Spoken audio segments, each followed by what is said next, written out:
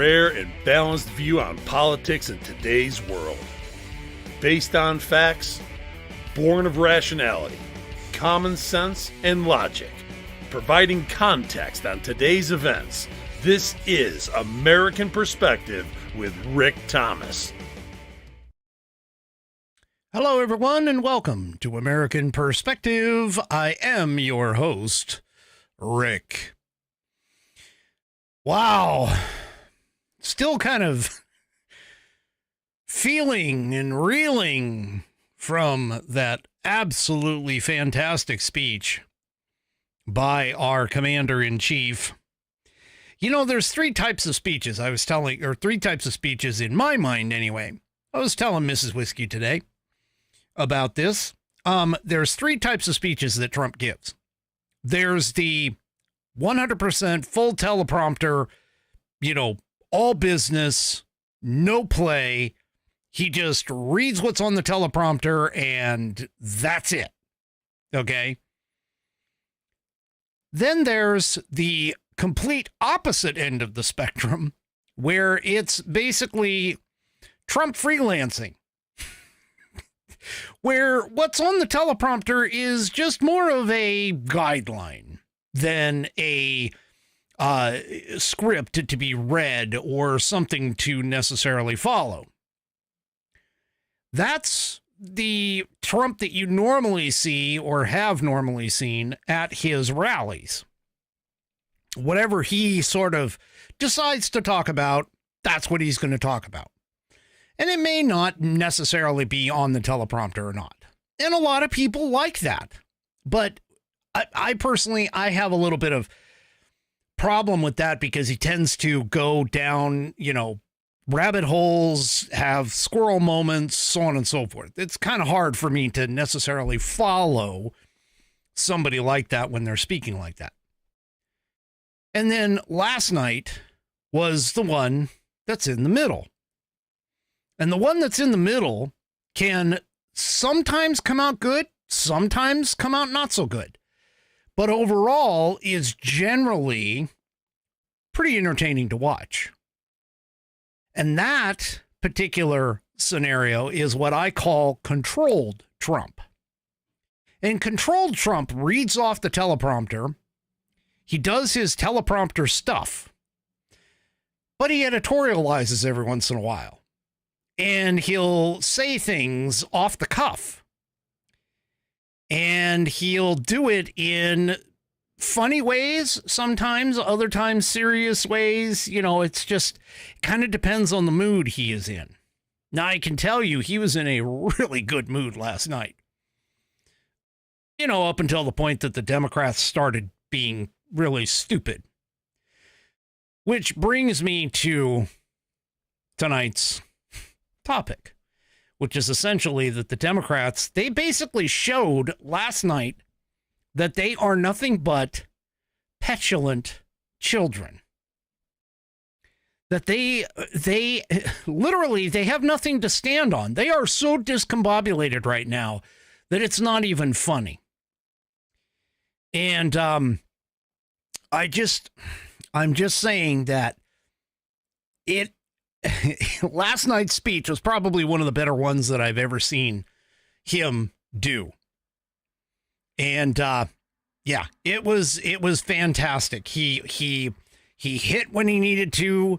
He said what he needed to say, and just to even talk about things that all of the things that he's done, and just keep in mind, we're like less than 60 days that he's been in the Oval Office. And for him to be able to rack out pretty much, a long laundry list of things that he's accomplished. Yeah. Yeah, it's pretty good. It's pretty good. And Mama Five Kitties points out many who know him as well or know him well say that he is really funny. And he is. He is really funny. But anyway, all right, we'll cover more of that here in just a moment. So let's go ahead and get started. Tonight we have G. There we go. G is on tap for tonight for the Pledge of Allegiance. So let's go ahead and get things kicked off with that. So if you are of mine, please stand, remove your hat if you're wearing one, like me, and follow along with G as he recites the Pledge of Allegiance. I pledge allegiance to the flag of the United States of America and to the republic for which it stands, one nation, under God, indivisible, with liberty and justice for all. Thank you, G, for that wonderful rendition of the Pledge of Allegiance. If you would like to hear your version of the pledge played here on the program, all you need to do is record yourself reciting the pledge in your style, and then take that audio or video file, whatever file is created by your wonderful rendition, and send it off to me. Send it to fans, F-A-N-S, at AmericanPerspective.online. That's fans, F-A-N-S, at AmericanPerspective.online. And I will go ahead and get you into the rotation. I haven't seen U.S. Abby Girl, but she supposedly sent one to me, and I haven't received it yet. So I don't know if it just got lost in the ethosphere or whatever. But if you see her, let her know that I'm watching for it. All right. Oh yes, let's not forget tonight is down to business.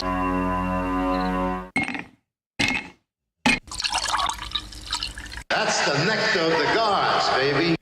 Whiskey Wednesday. It's like Taco Tuesday, but for badasses. And tonight's whiskey on the rocks, or, well, on the stones, is Woodford Reserve.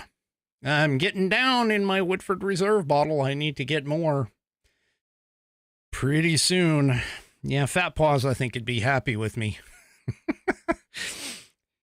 And, of course, here we go, the big reveal. Da, da, da, da. I am drinking it out of the wonderful, one of two, wonderful gifts given to me by this crop of whiskey warriors that are out there.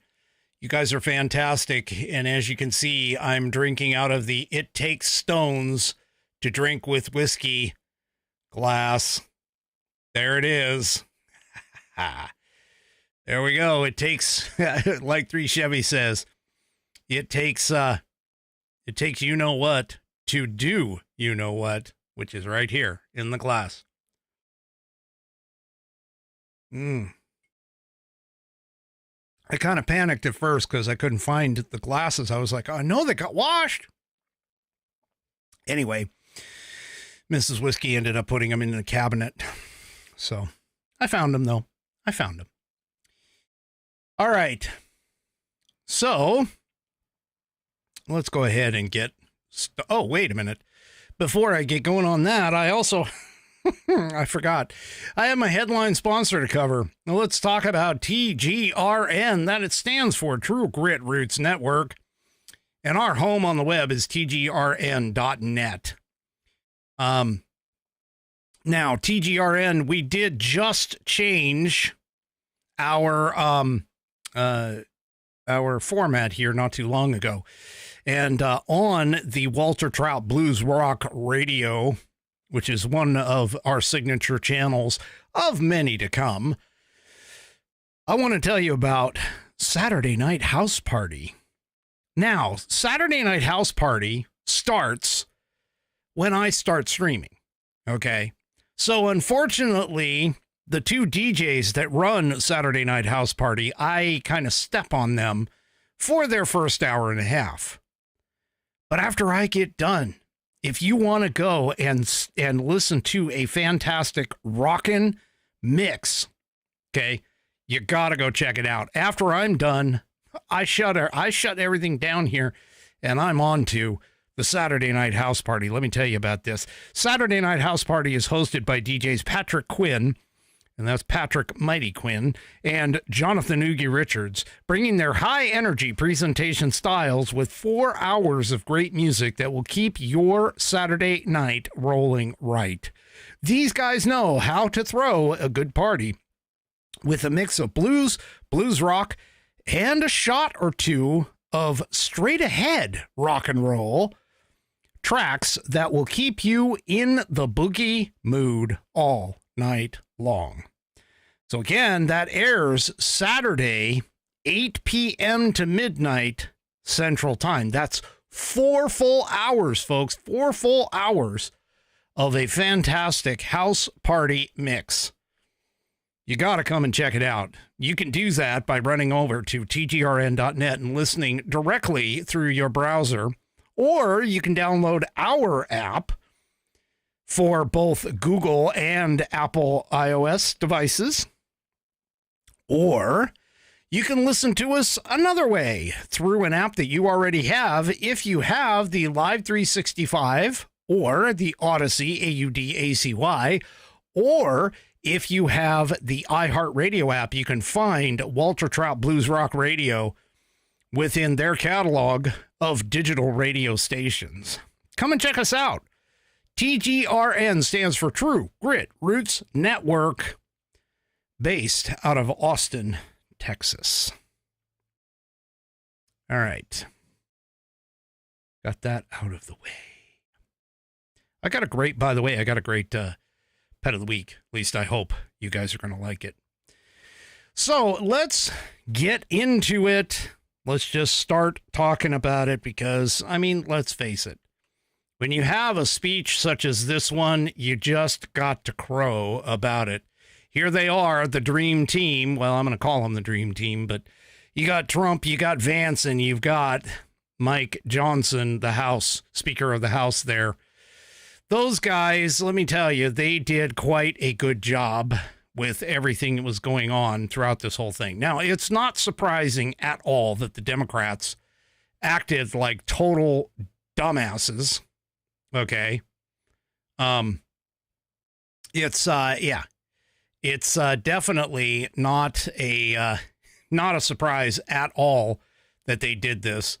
But I can tell you that there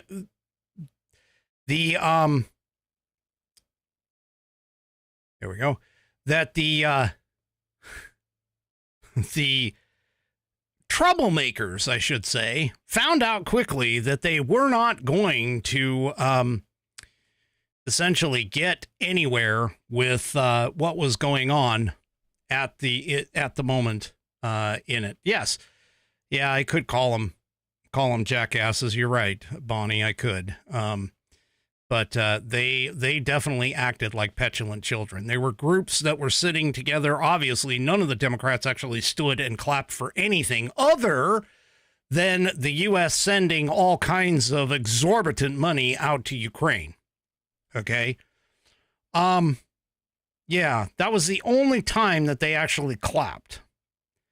There was one single Democrat who did clap a little bit during the at least one of the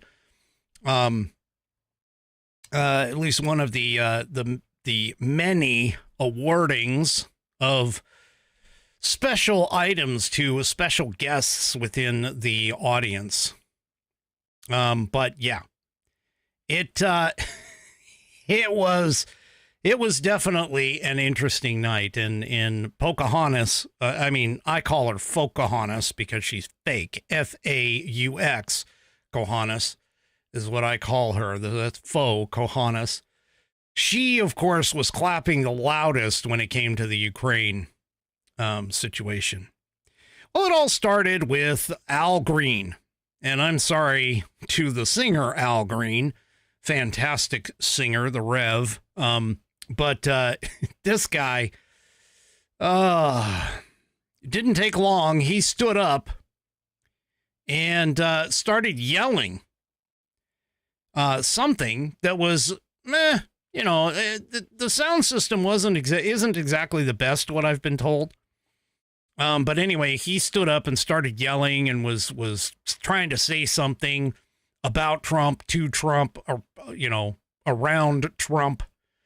And he freaking just tried to let it fly. And it wasn't,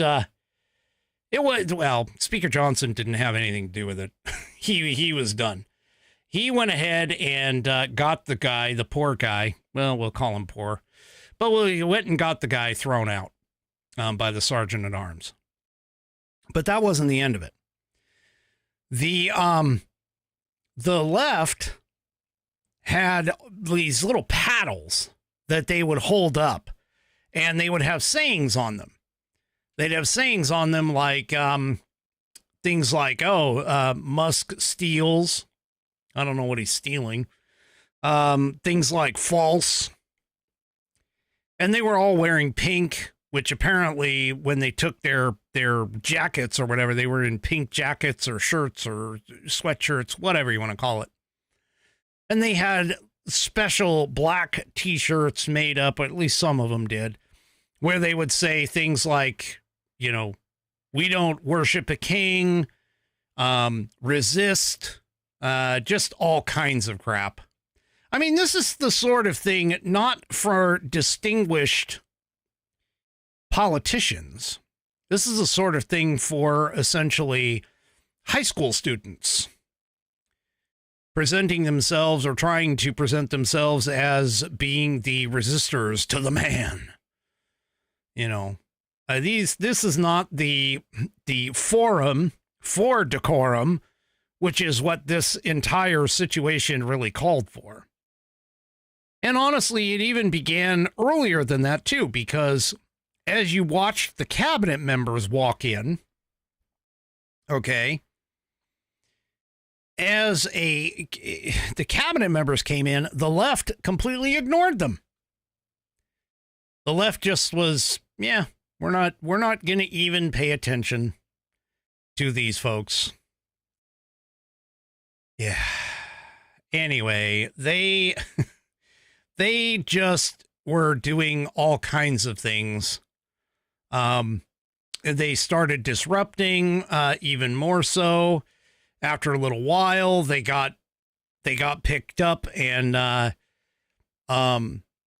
he apparently left in disgust about 15 minutes prior to the end of Trump's speech. But what's worse about all of this with these gentlemen or ladies, or whatever they deem themselves to be, they wouldn't get up and clap for any of the special guests and for any of the things that were being done that President Trump did for these special guests. There was a boy there, a 13-year-old boy, survived brain cancer, was expected to live only about 5 months. Turns out he has lived a lot longer than his original diagnosis expected time, who only wanted to do one thing and one thing only, and that is become a police officer. That's it. And so once he had his diagnosis, he went around, and apparently several law enforcement agencies went ahead and made him an honorary police officer. Well, he and his dad were up in the gallery, and Trump gave him a surprise. He received an honorary membership to the Secret Service. Now, normally, most people, the majority of people who actually have a heart would have stood up and clapped for this young man. And not that it really matters, but because he had a non-white skin color, you would think that the Democrats would have jumped on board of this because, they love the whole idea of minorities. They love the whole idea of intersectionality and checking boxes and so on and so forth. Not a single one. Not one stood up and clapped for that individual. And you need to understand that that was totally outside of any kind of political reasoning. There was nothing politically for Donald Trump to have gained off of this. He had nothing. Nothing that was attached to not only his speech or his plan for the country that was assigned with this. This was simply a gesture of goodwill. And these Democrats, these petulant children could not stand and clap for this young man.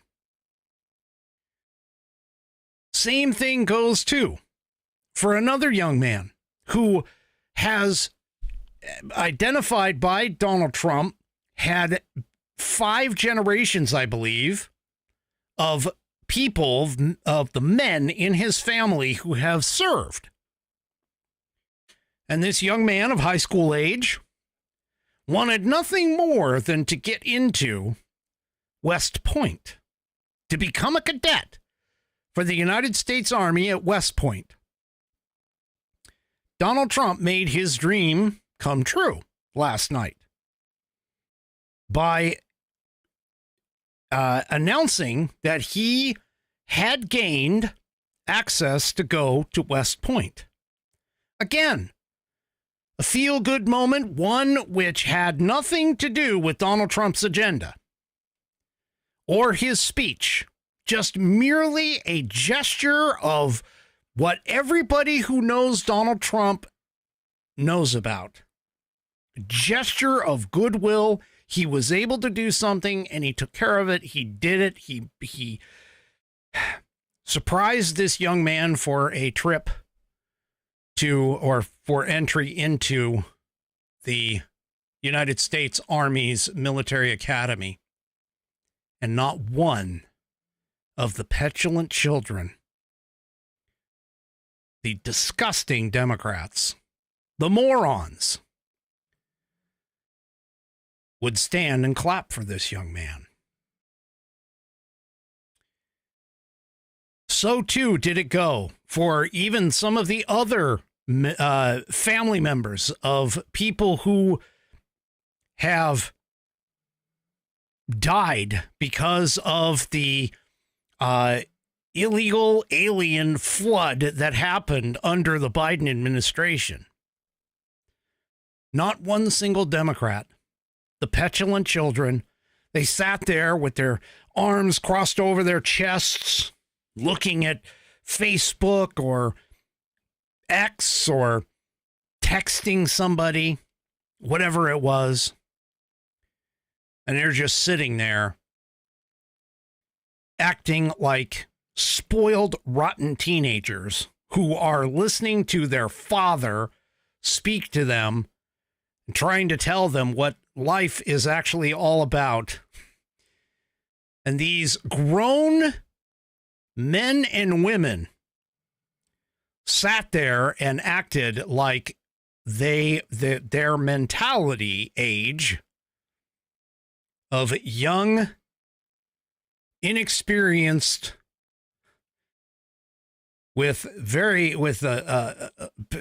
just throwing temper tantrums about the whole thing. Folks, if you're within the sound of my voice and you actually vote for the Democrats, last night should have opened your eyes to an incredible reality, which is that these people, the Democrat Party of today, is no longer the Democrat Party of old, who loved America, who wanted to have true discussions, maybe didn't agree with people ideologically, but had real discussions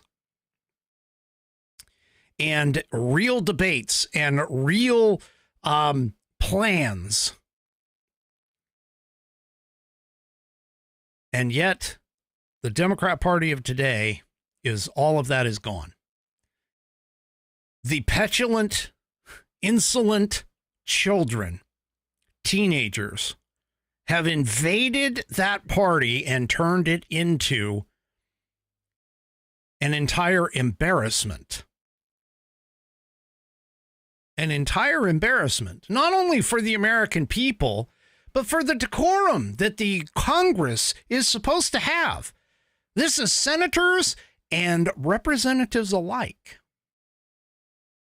And these people made a mockery of what is normally a very distinguished proceeding, to listen to the president address Congress, whether it's for a State of the Union or a joint session like it was last night.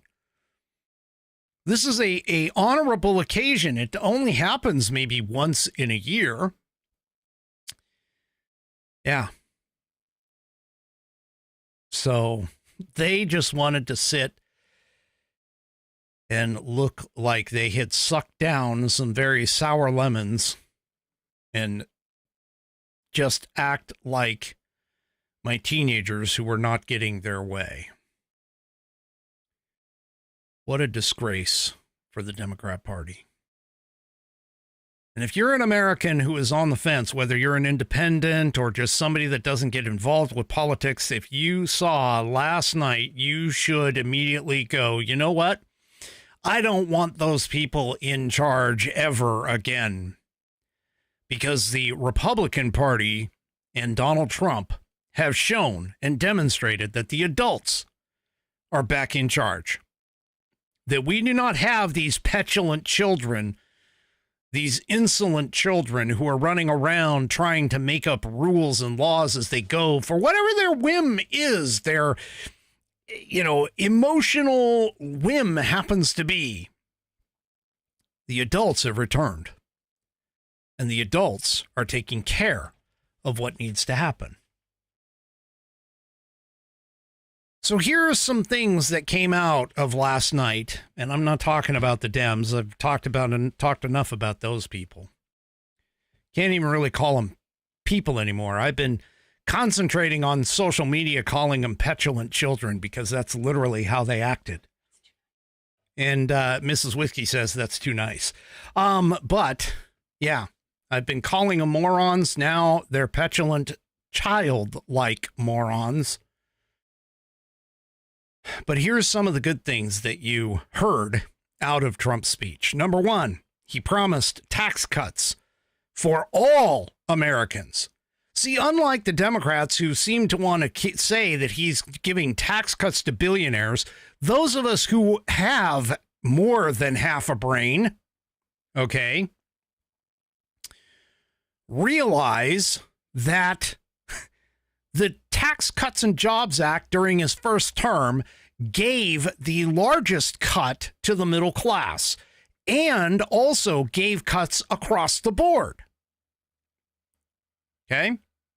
Well, now he is once again saying that he wants to do this all over again. He wants to cut taxes across the board. He's also looking at things like corporate and industry tax cuts because Donald Trump knows that if he can revitalize those particular industries, that will do nothing but positive movement for our economy and for Americans. Now,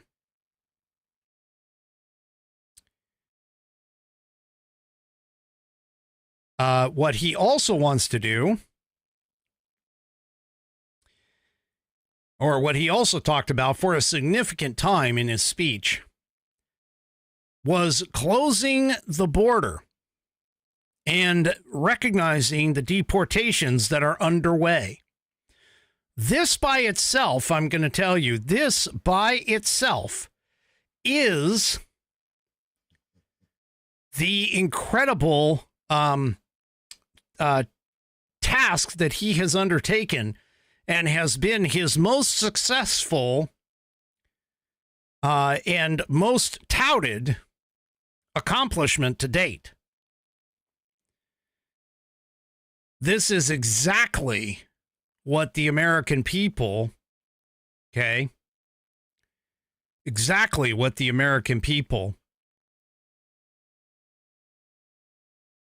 chose when they voted in Donald Trump. He also touted and talked about a common sense revolution. Now, this is the other thing that Donald Trump was voted in for, because his common sense revolution covered things like boys and men in women's spaces, in women's sports. He, talked about his executive order stripping federal funding for schools that allow males to compete in female sports. He brought out an example of a young lady who got a concussion when she was hit in the head with a volleyball by a man 3 times her size. That's Peyton McNabb. He also, Riley Gaines was up in the gallery as well. He also talked about tariffs, which I'm going to discuss a little bit further here in a little bit later in the program. But he also talked about tariffs. And he explained the tariffs, and he also mentioned, too, that you need to understand that with the tariffs, there is a potential that we have what is considered to be a small disturbance, okay? He called it a little disturbance, but you need to understand that the tariffs, when they come into play, all right, that yes, it could cause our prices to go up for a little bit. Like I said, I'm going to cover this a little bit further in the scenario. He highlighted a bunch of findings of the Doge team. And the Democrats kind of scoffed at all of this. So, yeah. He also went through and promised, believe it or not, a balanced budget. Now, keep in mind, I just want to throw this out there and make sure that you understand this.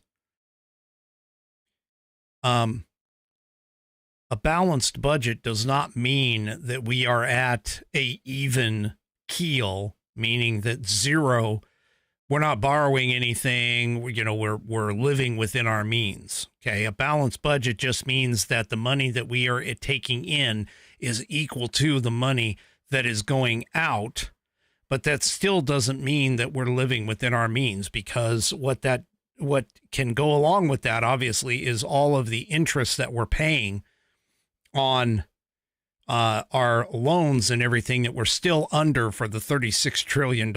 It's going to take a lot to get us to the point where we're actually living within our means. But hey, he promised it, and we'll have to see where he goes with this. He also went through and highlighted a bunch of victims, starting off with Laken Riley.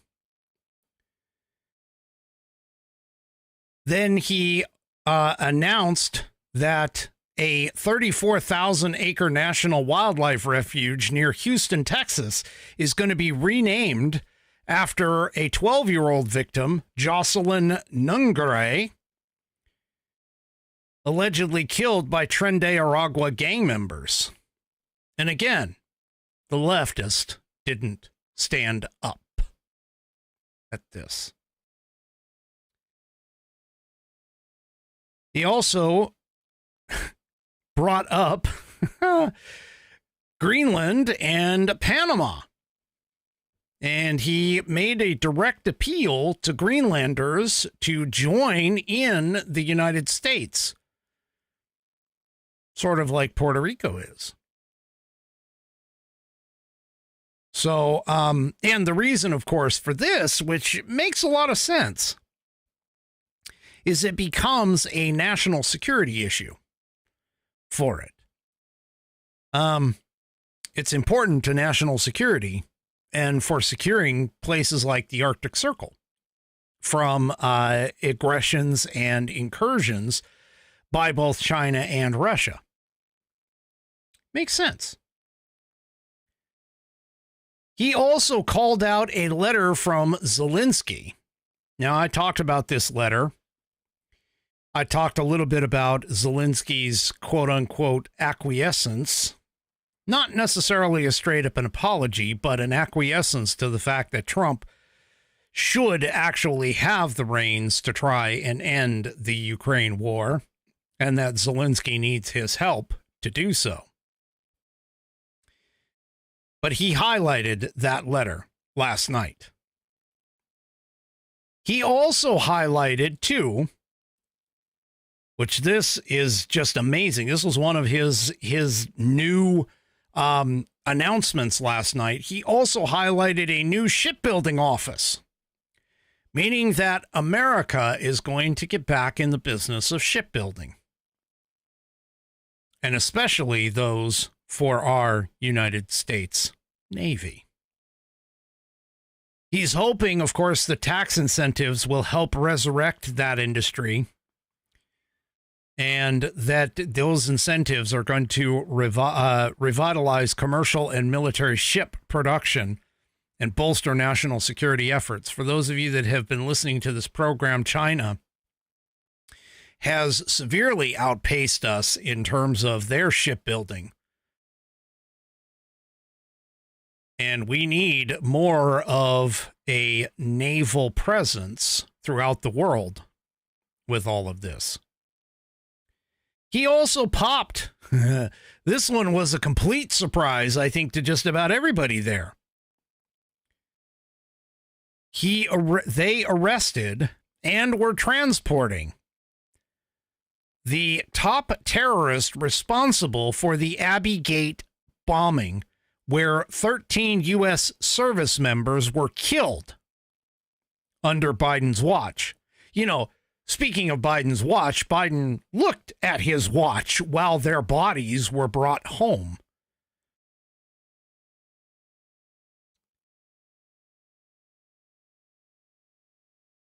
He also spent a lot of time, too.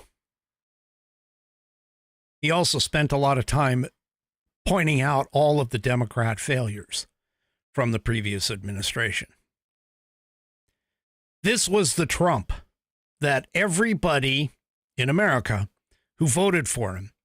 And again, I'm just going to point this out. Those who voted for him and wanted all of this did several things. One, collected all 7 swing states.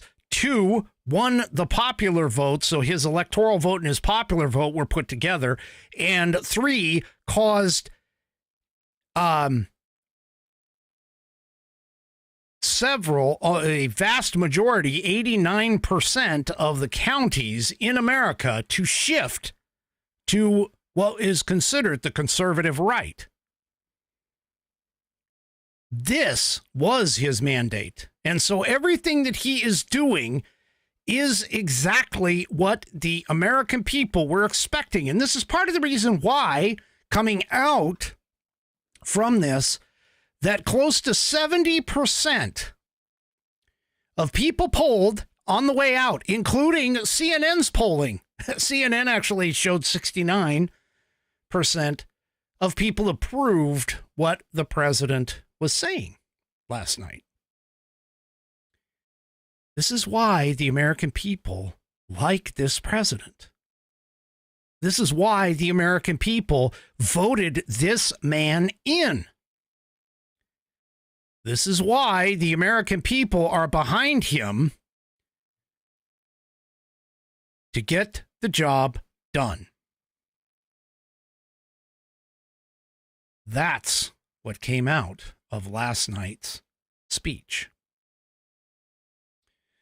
And again, if you're any kind of a moderate Democrat, if you're an independent, you need to realize your party, meaning the party of the leftists, today's Democrat Party has left you in the dust. The petulant, moronic children have taken over your party and are currently in control. And you can't expect the old timers such as Chucky Boy Schumer, Hakeem Jeffries, Nancy Pelosi. They held their tongues last night, but I guarantee you the Elizabeth Warrens, the Bernie Sanders of the group, none of them are going to save your party. Your party is lost. Your party is the party of petulant, moronic children.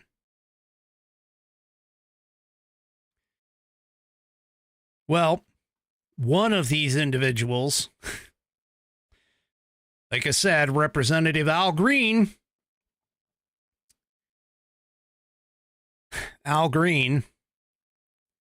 stood up and was yelling at President Trump, even after being told to sit down. And anyway, House Republicans have moved to censure Al Green. This in the Daily Wire. This, of course, has to deal with the fact that he broke decorum last night and tried to interrupt Trump's speech, which he never should have, but he did it anyway. So anyway, in remarks on the House floor today, Representative Dan Newhouse from my home state of Washington gave notice that he intended to offer a censure resolution as privileged, which gives House leadership 2 legislative days to take action on it. The resolution, a copy of which was obtained by Punchbowl News, faults Green over a breach of proper conduct for disrupting Trump's speech and having to be removed from the chamber by the sergeant at arms after numerous disruptions. If the resolution is approved, Green will be expected to show up in the House chamber for the pronouncement of censure. The Hill's Emily Brooks reported that a vote is likely to take place tomorrow. A simple majority is needed for passage. I can almost guarantee you they'll have a simple majority if all the Republicans join in. So Green kept ignoring the warnings that Speaker Mike Johnson was throwing out, and apparently he yelled, "You have no mandate to cut Medicaid." Well, Trump is not going to cut Medicaid. These morons keep harping on these things that Trump has already said he's not doing, and he's not going to do. Like I said, they're petulant children. Anyway, so, outside the chamber, Green told reporters that he was willing to suffer whatever punishment for disrupting Trump's speech and insisting that it was worth it. He also mentioned that he's going to file yet again articles of impeachment against Trump. Again. So for dastardly deeds and done and dastardly deeds thought about, whatever the hell that is. So he's going to join 27 other House members that have been censured. Which, by the way, Jamal Bowman and former Representative Shifty Schiff, Adam Schiff, has also been censured for it. Shifty Shift? Yep, Shifty Shift. That's right. So anyway, there you go. All right. Well, the disgusting actions of the Democrats are not, shall we say, limited to the people who were in the congressional chamber. outside, two dumbasses on MSNBC decided to open up their frickin' pie holes and show how stupid and moronic they are. It started with host Nicole Wallace. She took the opportunity when they were talking about the 13-year-old DJ Daniel. When they were talking about DJ Daniel, Nicole Wallace decided to say, I hope he lives a long life. Well, actually, here, let me just go ahead and let you hear it from the witch herself. But I think this was a lesson in finding one thing that you let yourself feel. And I let myself feel joy about DJ. And I hope he's alive for another, 95 years, right? And I hope he lives and the life he wants to live. He wants to be a cop. He knows what he wants to do. And maybe when you have childhood cancer, that crystallizes for you. And I hope he has a long life as a law enforcement officer. But I hope he never has to defend the United States Capitol against Donald Trump supporters. And if he does, I hope he isn't one of the 6 who loses his life to suicide. And I hope he isn't one who has to testify against the people who carried out acts of seditious conspiracy and then live to see Donald Trump pardon those people. Yeah, that's really nice. Take the low road. Go for it. It's not like, the Democrats have gone any lower.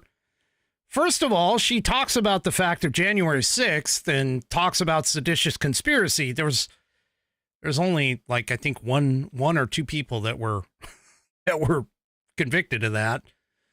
And by the way, those were people who weren't actually even at the Capitol. They were part of the Proud Boys organization.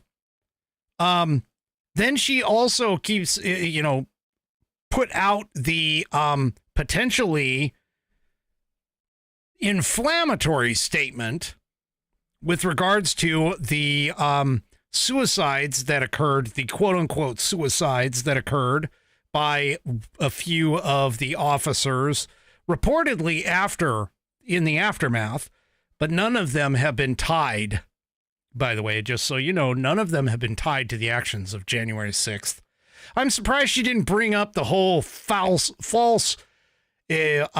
story of Brian Sicknick dying because of January 6th, which is false. Of course, they don't even bother mentioning Ashley Babbitt, who was the unarmed woman and the only person to have died from the gunshot wound that was delivered to her on the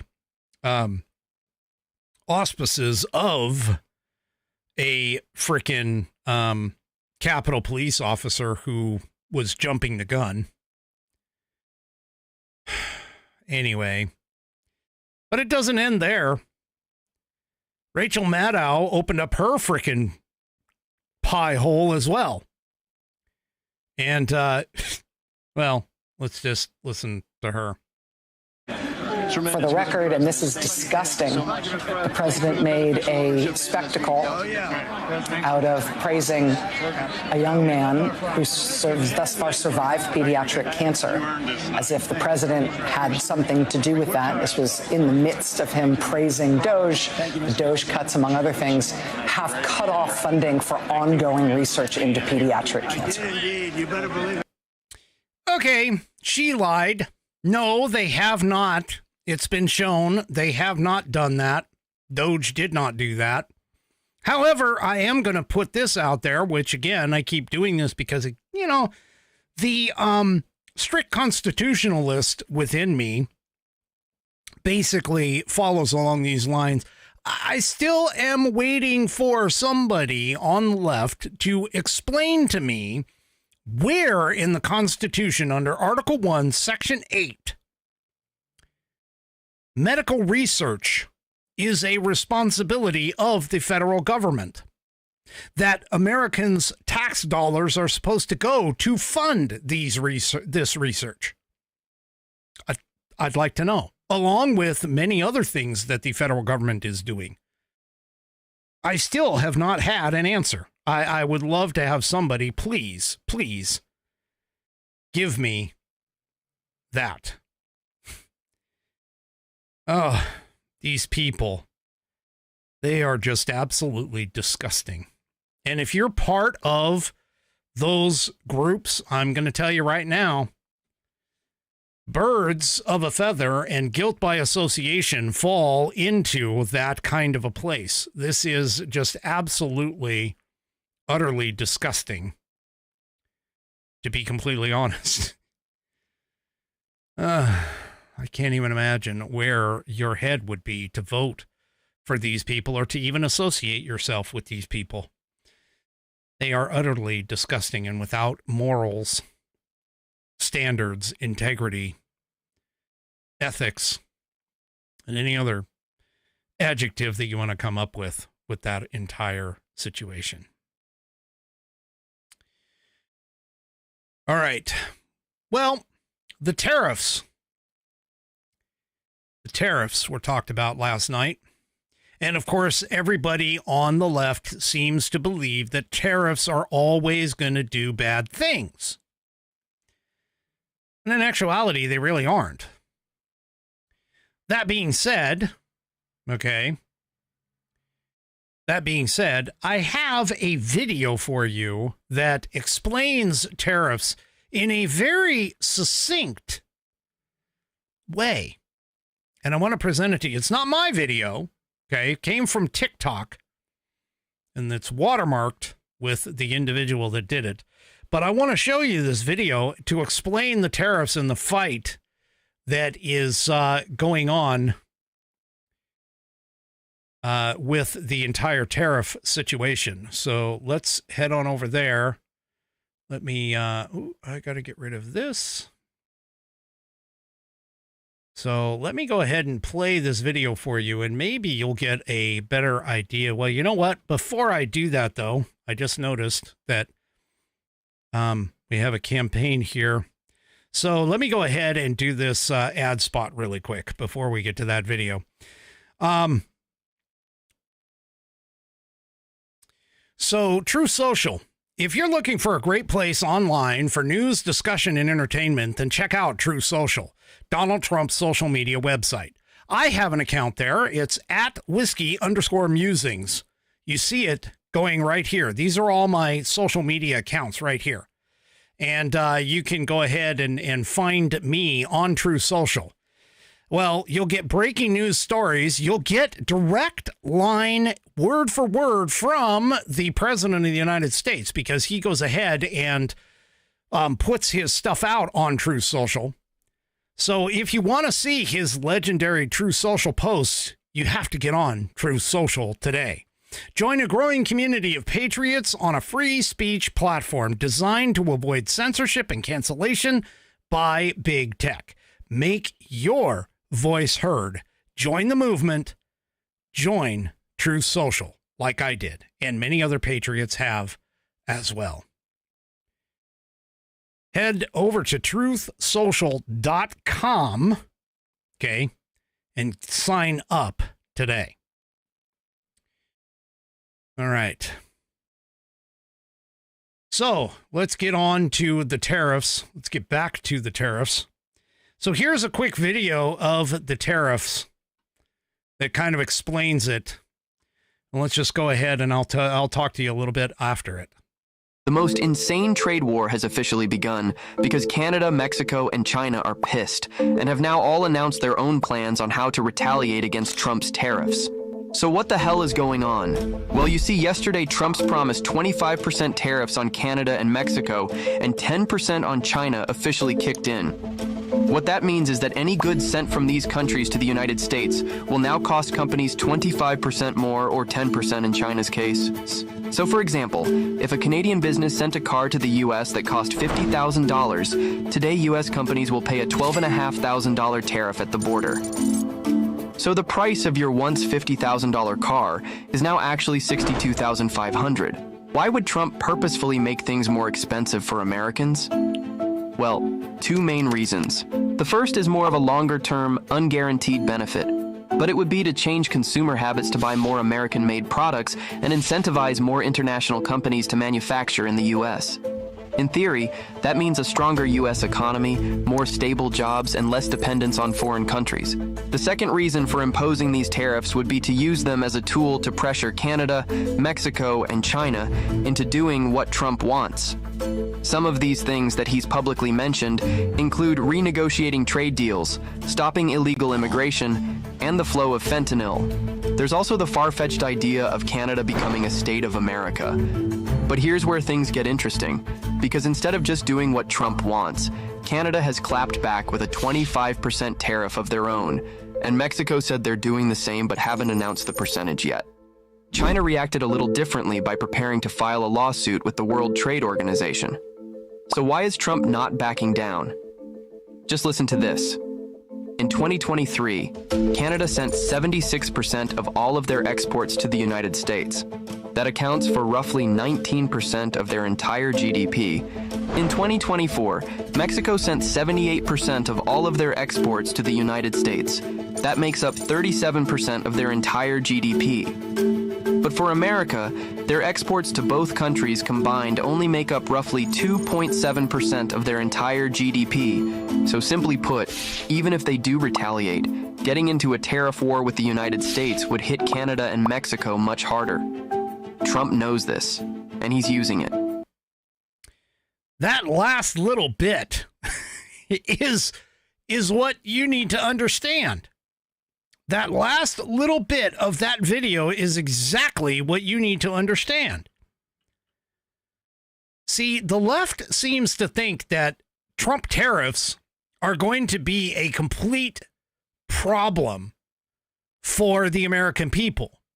And in the short term, yes, it probably will be, especially if you buy Canadian or Mexican-made products. But there's a real simple solution to all of this. Okay? A real simple solution. And that is that the American people can shift from buying those products into buying other manufacturing companies' products, countries' products, in order to essentially keep your costs lower, hopefully, and not buy into the whole tariff idea. Because that last little piece where the video was talking about GDP and the amount of money that GDP comes from Canada into America, from Mexico into America, them slapping us with tariffs is going to literally get them nowhere. They are on the losing end in a trade war. This is the exact same way and Trump knows all of this. This is the exact same way that China is in the same boat. We import far more products from them than they do from us. And we haven't slapped them with the same kind of tariffs that they do on our products. And so there is absolutely no way that these three countries would win in a trade war against the United States. We consume much more of their products than they ever consumed of ours. And so this is clearly something where these people don't seem to understand. Not only that, but a lot of people talk about, Canada sends you their oil. Well, yeah, they send us their oil because they can't refine it. We can refine their oil. So what ends up happening is they send us their oil, we refine it. Yeah, we use some of it, but we send it back to them as well. So again, just so you can be clear, if you don't want to pay the tariff, okay? If you don't want to pay the tariff, then all you need to do is just avoid buying the imported stuff from there. That's all you have to do. If you really want to do this right, just avoid the tariff. Well, Mexico and Canada, yes, they decided to tariff on U.S. goods to retaliate. But already all of that, by the way, has kind of gone to the wayside. U.S. automakers have been granted a reprieve for a month. By that, I mean the U.S. automakers, it's a 1 month tariff delay for automakers that are making their autos in Canada or Mexico and bringing them into the United States. Okay. Though that was a request that was made by the leaders of Ford, General Motors, and Stellantis. Okay. So the White House is already starting to work with things like this. He also, Trudeau, knows that they are going to be in a bit of a problem and a bit of a bind because he's already reached out to President Trump to try and make things better. And Trump flat out told him, you know, you guys have had time to start working on the fentanyl. I don't see any changes. So therefore, the tariffs are going to stand. See, folks, tariffs, when used appropriately, can be a very effective tool for all of these. Okay? They can be a very effective tool to provide pressure, economic pressure, in order to gain political advancements. In both the case of Canada and Mexico, we're dealing with things like stopping the flow of immigration, stopping the flow of fentanyl. And so this is essentially where the tariffs are going to go. Okay. Is it going to hurt? Maybe in the short run. But it's not going to necessarily in the long run. And again, as I said, and like the video pointed out, it's this, any kind of a trade war is going to hurt Canada and Mexico worse than it does us here. Speaking of Canada, Ontario apparently has also joined in and placed a tariff on electricity to the U.S. This is according to Newsmax. I got to get it open here. There we go. This, according to Newsmax, Ontario places a tariff on electricity to the U.S.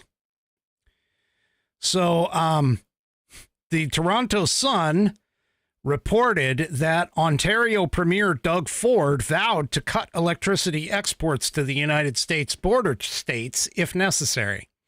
He said, if they want to try and annihilate Ontario, I will do everything, including cutting off their energy, with a smile on my face. He said, they rely on our energy. They need to feel the pain. They want us, or they want to come at us hard. We're going to come back twice as hard. Now, Ontario's 3 top customers for domestically produced power is New York, Michigan, and Minnesota. Okay. Seriously?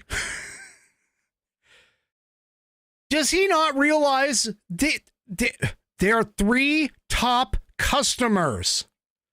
Okay. Yeah. I'm just going to go ahead and cut off my 3 top customers. I'm basically going to cut off my nose to spite my face. That's essentially what he is saying here.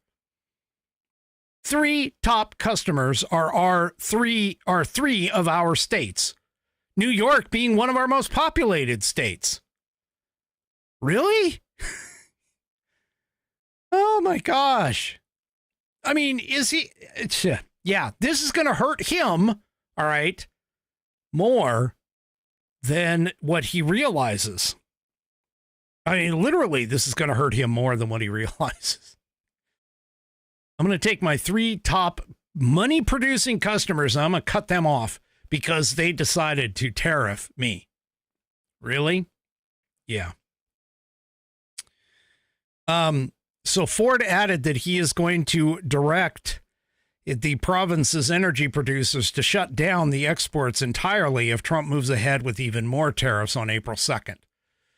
So, yeah. Anyway. Yeah, these guys are not, they're like Trump told Zelensky, they don't hold the proper cards here, people. They just don't. They think they do, but they don't. They don't hold it. I mean, talk about business. There's just no way. Businesses. Yeah, I'm going to throw away my 3 top customers, my 3 top money-making customers, just for the hell of it. Yeah.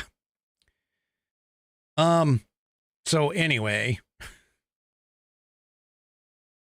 And when we talk about the tariffs on like Mexico, for an example, okay, well, Mexico's already bent over backwards. You know that they have cut down border crossings from the last previous years, like 40 or 97% in terms of the crossings. Okay. So how have we done that? Well, some of it has been just the messaging that we've been putting out. Okay. That we are going to kick you out, or we are not going to let you into our country. We're going to deport you as soon as possible if you decide to come in here illegally. That's the first way. But here's another way. And this is also due, in case you forget, the threat of the Trump tariffs against Mexico. This in the Daily Caller. Trump is already getting what he wanted. You remember those 10,000 troops, National Guard troops, that Mexico promised to go to the northern border? Well, this is part of the it's part of the operation, and I'm trying to find it here, in Operación Frontera Norte, or Operation Northern Border. Now, Daily Caller had some guys, or had some people that went down there and go and take a look at this. First of all, Tijuana, which is nestled between the border of Mexico and California, regularly ranks as one of the most dangerous cities in the world. It had the 6th highest murder rate of any city in the globe in 2024, with over 91 murders per 100,000 inhabitants, according to the statistical site Statista. Apparently, the city itself looks very different now than what it did back in January. Citizens of the city have noticed the impacts almost immediately. At numerous ports of entry, including a well-traveled point between Tijuana and San Diego, Mexican officials are now searching vehicles before they even make it to the American authorities. Also, too, one Mexican citizen who commutes to his job in California at Amazon every day said that the upgraded scrutiny has added an hour to his commute. For most people, that would be bad. For this guy, that's a good thing. The searches by the Mexican National Guard are the first time in over 3 decades that Mexico is actually conducting vehicle searches before the cars get to the border. Now, there's some even more evidence about this. There's an unwalled section, and I'm showing a picture of it right now. So if you haven't gone over to rumble.com and gotten yourself an account yet, you should. But this is an unwalled section, meaning that they couldn't build the wall for logistical reasons or whatever, that's up in the mountains. And believe me, I have been along the border within the last 10 years, and I've seen some of these areas where they just physically can't build the wall. Okay. But here, smugglers would often make the trek through the densely populated and compact series of villages and ferry migrants up to and across an open gap of the wall. Now, this unwalled section of the border in the mountain range is roughly a 45-minute drive up steep and rocky terrain from downtown Tijuana. But the key is, once you're on the other side, you can head down and hit an international highway here in the U.S.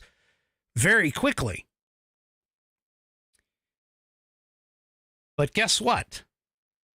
In this particular case, the National Guard have picked up and stood there, and 120 people estimated to cross through that previously unmanned border section per day, even though Customs and Border Patrol would apprehend them on the other side.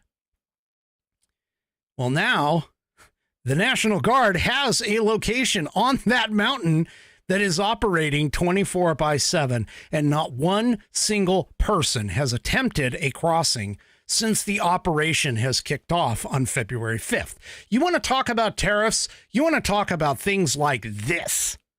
This is the actual result of tariffs, of the threat of tariffs. There is another area that was a popular section of the border nestled against what's called the Lakeside Sportsman Club, which is a California shooting range. A small portion of the crossing zone was covered by metal sheets and barbed wire. But there are numerous open areas of the border where migrants can easily cross into California and walk just 10 minutes to a nearby freeway.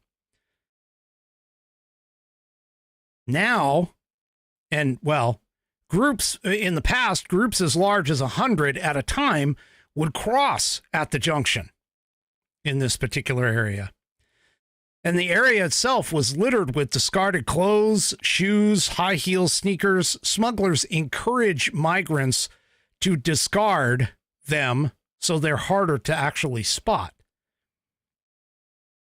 Now that the Mexican National Guard is posted there, just like the other location, nobody has attempted a crossing since February 4th. See, these are the results, folks, of what tariffs can do. These are the results of what tariffs can encourage other countries to manipulate, or not manipulate, but to implement. Okay? As a part of this increased monitoring of the border, Mexican authorities have seized a whopping 6,582 illegal weapons and over 1 million cartridges, 70% of which came from the U.S. The weapons are a major source of power for the country's cartels, who are largely responsible for the cross-border drug trade. This is what happens, people, when you implement things correctly. This is what happens when countries start paying attention to what's happening and actually doing what they say they're going to do, what they promise. This is the best the best way for me to explain, honestly, how tariffs can cause change. Now, the left made a comment, or the left has been commenting on the stock market for a while. And investors, yes, the stock market took a hit late last week, early this week. Okay. But apparently, even after the tariffs went into effect and after that initial drop, which, by the way, the market itself is running really, really hot. Just so you know, there is an index called the PE index. It stands for price versus, I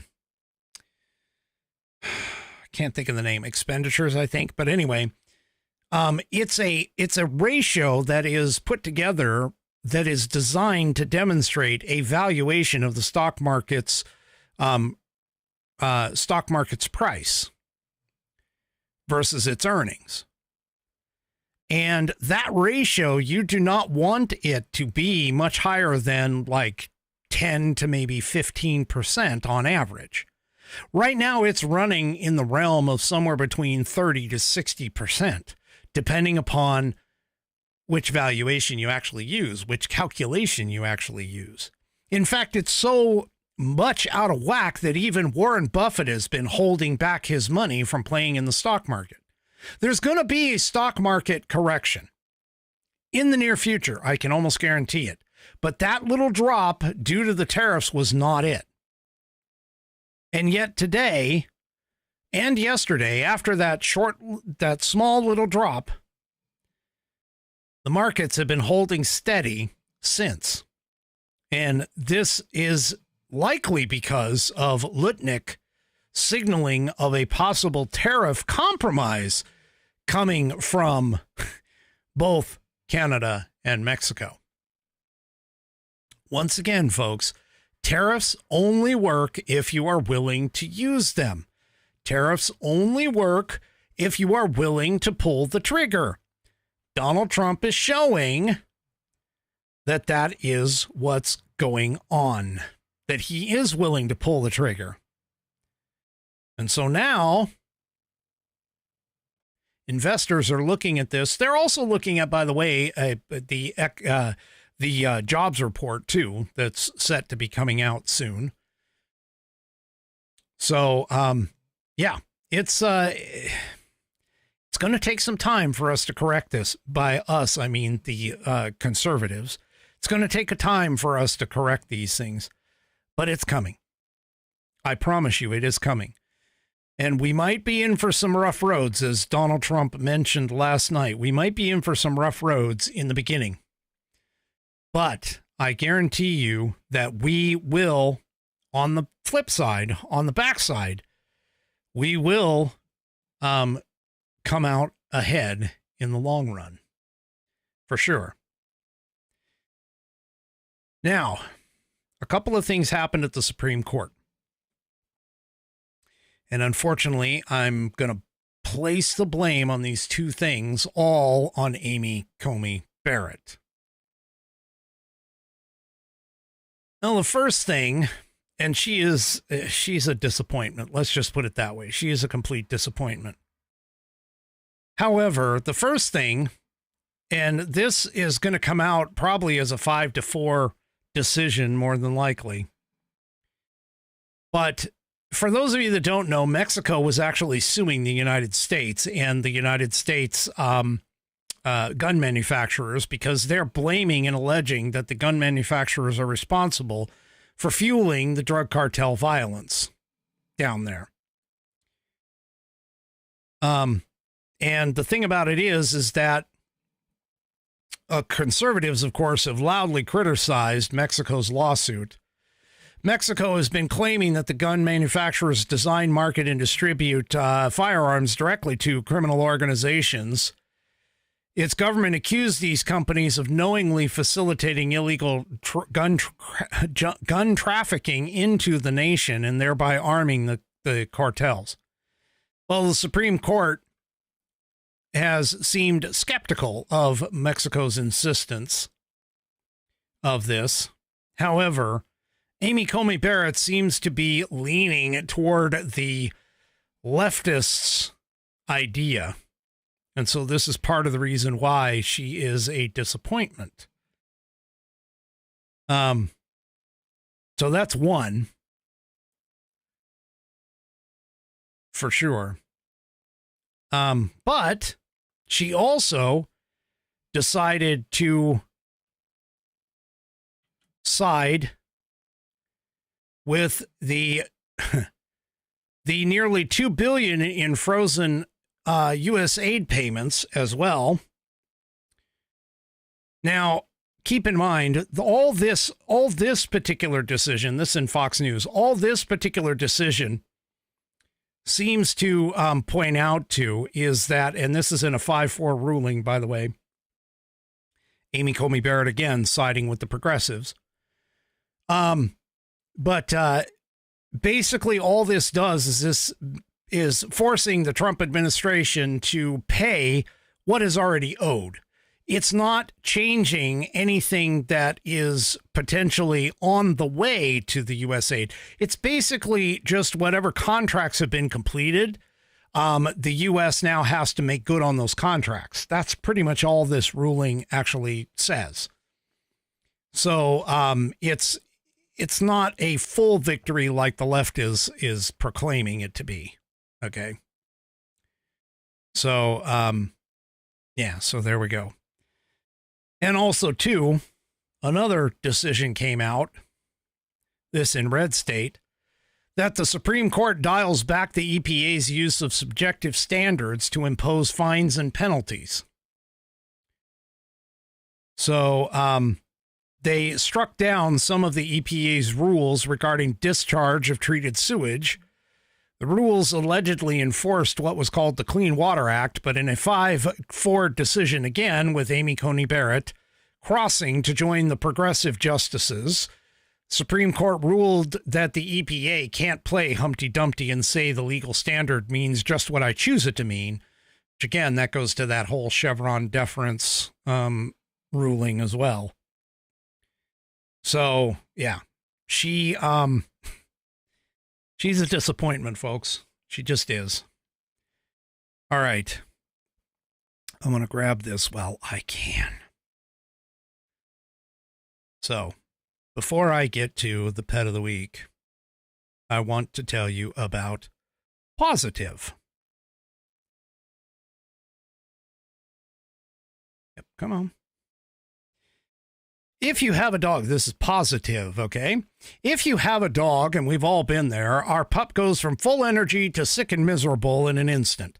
And at the worst times. Believe me, I'm dealing with it right now with my older pup. Then we're calling the vets in the middle of the night or on weekends, trying to find a clinic that will take us in. It's a terrible way to manage your dog's health, not to mention your own stress levels and your monthly budget. That's why people are getting the Pet Emergency Kit by Positive.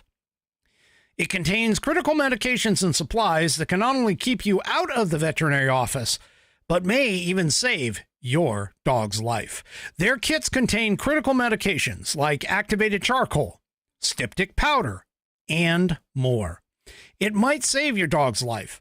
Head on over to positive.com. That's PAWSITIVE,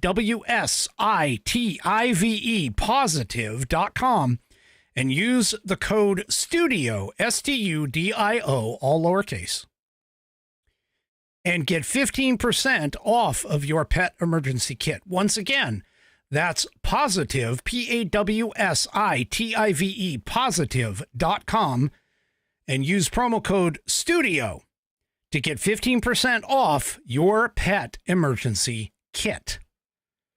Okay? That's Positive, PAWSITIVE.com. Promo code STUDIO to get 15% off your Pet Emergency Kit. You should probably get one anyway for your prep situation, by the way, in terms of prepping and making sure that you have not only your own medicines, but you also have medicines for your pup as well. So head on over to positive.com, use promo code STUDIO, and get 15% off your Pet Emergency Kit. I thank Positive for that ad and spot. So let's go ahead and get right on into it here. And let's do tonight's pet of the week. All right. Tonight's pet of the week was submitted by a relatively, shall we say, long-time person. But I'm not going to tell you who it is. It's okay. You'll figure it out as soon as we get going. So let's go ahead and talk about the story behind tonight's pet of the week. First, I'm going to show you a family photo. Okay? This family photo is of mom and son. This photo is of the son by the name of Todd. And this story kind of revolves around Todd, but it revolves around Todd and his good buddy, which you'll find out here and you'll see in just a minute. Unfortunately, Todd's mom, who's pictured here, was unfortunately killed. And so Todd ended up being orphaned, and he got taken in by a kind woman by the name of Widow Tweed. Now, during his time with Widow Tweed, he did some exploring and he found a next door neighbor. That next door neighbor had a young pup by the name of Copper. And Copper, of course, being a young pup himself, started playing with Todd.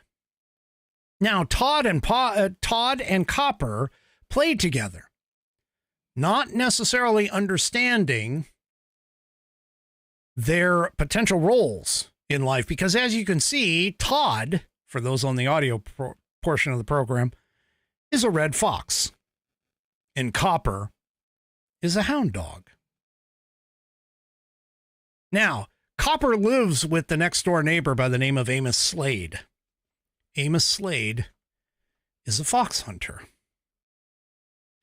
So these two had many carefree days in their younger days, but as they got older, Todd unfortunately had to get released back into what is considered the wild, because of course you can't keep a fox as a pet.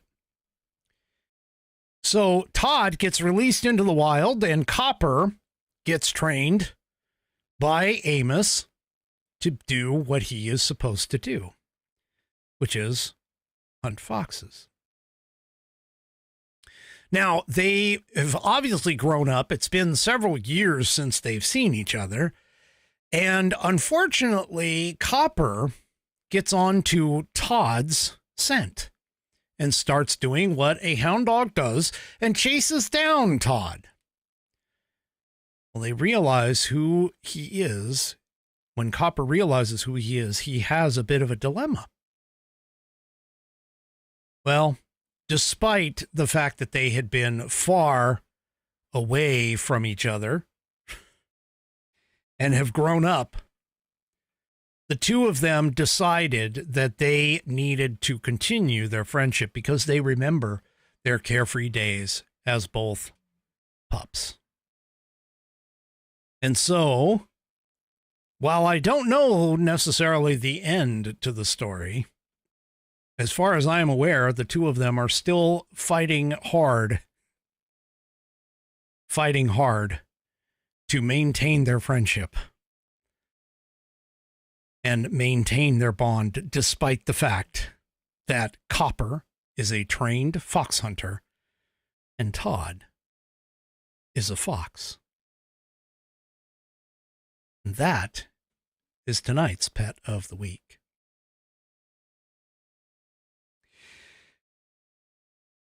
And that brings us to the end of the program. Hopefully you enjoyed the Pet of the Week. If you want to submit your pet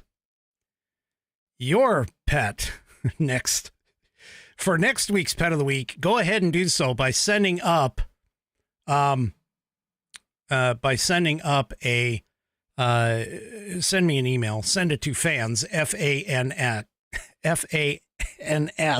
I'm sorry, I'm laughing because for those of you that didn't catch that, that was actually the story of Fox and the Hound, written a long time ago and adapted into a movie by Disney back in the 80s. But anyway, if you want to send in your pet, please do so by sending it off to fans, F-A-N-S, at AmericanPerspective.online. That's fans, F-A-N-S, at AmericanPerspective.online. And I'll get you into the queue immediately for next week. We will see you tomorrow night, 5 p.m. Pacific, 8 p.m. Eastern time, right here on American Perspective. Don't forget, if you haven't done so already, head on over to rumble.com, get yourself an account. It is free. And once you are signed up and signed in, make sure that you search up the American Perspective channel, hit that green follow button to make sure you get notified every time I go live. Also, too, don't forget to hit those thumbs up and like buttons across all of my platforms, whether it's YouTube, X, Facebook, and, of course, the aforementioned Rumble. Have a great rest of your evening. We'll see you tomorrow night. And good night, everybody.